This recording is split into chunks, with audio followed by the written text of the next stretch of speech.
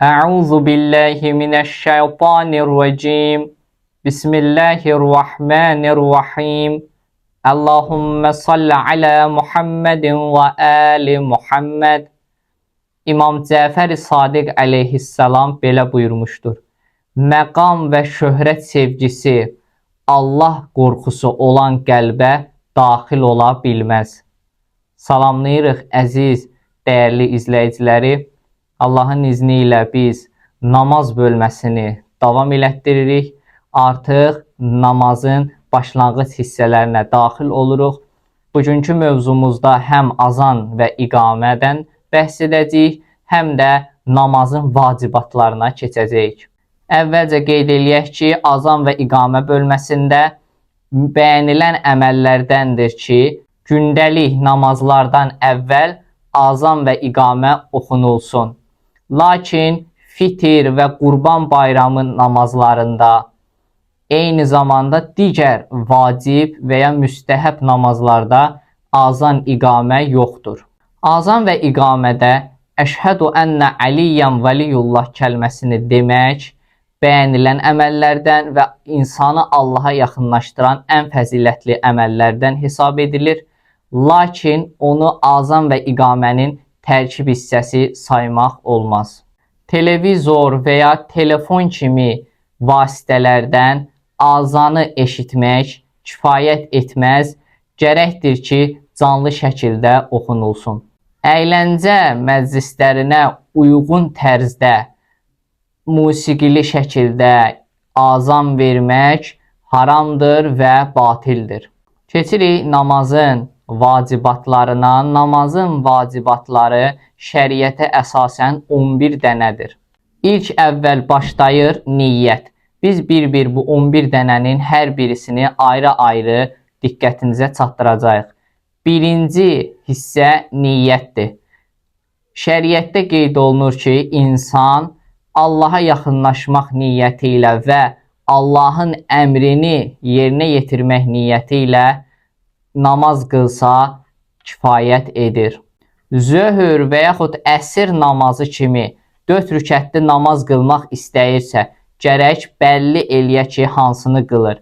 Yox, niyyət eləsə ki, 4 rükətli namaz qılıram, alimlər qeyd eləyir ki, bu kifayət etməz. Və yaxud da əda, yəni öz vaxtında qılıram, yoxsa qəza qılıram, bunu da mütləq təyin etməlidir. Hər kəs namaz və yaxud da ibadətlərini, istər hamısını, istərsə də bir hissəsini kiməsə göstərmək, yəni riya məqsədi ilə edərsə, o kəsin həm namazı batildir, həm də böyük günah işləmiş olur. İkinci vacibat təkbirətül ehramdır. Qeyd eləyək ki, təkbirətül ehram da həmçinin rükünlərdən hesab edilir. Rukun ona deyərlər ki, bilərəkdən və yaxud bilməyərəkdən onu etməsək və yaxud səhv etsək, o zaman namazımız batil olur. Eyni şəkildə təkbirətül ehram da namaza başlanğıc olan birinci Allahu Əkbər kəlməsidir. Allahu Əkbər kəlməsi ərəbcə düzgün və ardıcıl şəkildə deyilməlidir. Biz adətən diqqət yetirdiyimiz zaman görürük ki, əksər ərəb əlifbasını tanımayan insanlar namaz qıldıqları zaman Allahu Əkbər kəlməsi ilə başlayırlar. Lakin ərəb əlifbasından xəbəri olan kəslər bilir ki, ərəb əlifbasında k səsi, k hərfi yoxdur və Allahu Əkbər kəlməsi ilə namaz qıldıqları zaman namaz batil olur. Doğru deyiliş qaydası isə Allahu Əkbərdir. Birinci təkbir, yəni infitah təkbiri deyirlər. Deyilən zaman bədən aram və hərəkətsiz olmalıdır. Əgər insan qəsdən hərəkətli şəkildə o təkbiri deyərsə, onda namazı batildir.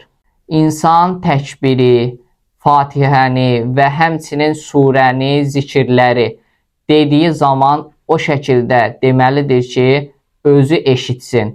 Əgər səs-küy səbəbindən və yaxud da qulağında olan problemlər səbəbindən eşitmirsə, lakin normal surətdə o dedikləri sözlər eşidilirsə, o zaman kifayət edir.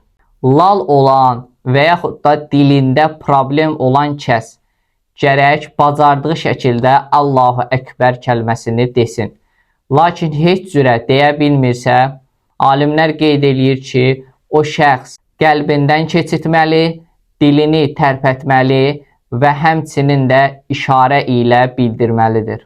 Həm birinci təkbiri, həmçinin də namazın ortasında olan Allahu Əkbər kəlmələrini deyən zaman əlləri qulaqların müqabilində qaldırmaq bəyan edilən əməllərdəndir.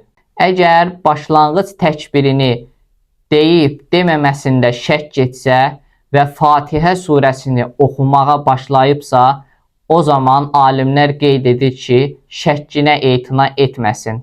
Eyni zamanda təkbirətül ehramı, yəni birinci təkbiri deyən zaman onun doğru və yaxud yanlış dediyi haqqında şəkkə düşərsə, yenə də şəkkinə etina etməsin. Namazın vacibatlarından ilk ikisini qeyd elədik. Allahın izni ilə gələn dərsdə digər vacibatları qeyd edəcəyik. Allah hər birinizi müvəffəq etsin və zehin açıqlığı versin. Vəssalamu aleykum və rəhmətullah.